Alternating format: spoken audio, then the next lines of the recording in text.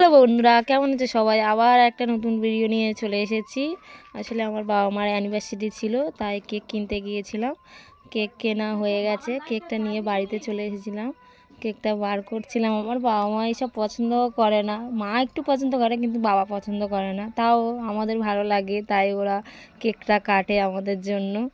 আর এই ছোট ছোট ছোট ছোট আনন্দগুলো বাবা মাদের সাথে মানে সেলিব্রেট করতে খুব ভালো লাগে। তার মা কেকটা কেটেছে, কেটে আমার বাবাকে খাওয়াচ্ছে, তাই আমার বাবা হাসছিল।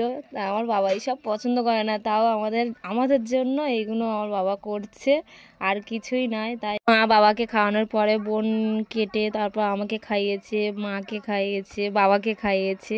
খাওয়ানোর পরে ছোট ছোট মুহূর্তগুলো যখন বাবা মার সামনে দিতে পারি তখন খুব আনন্দ লাগে। কেন কি যখন ছোট ছিলাম তখন এইসব কিছু জানতাম না, এখন বড় হয়েছি, এখন সব জানছি।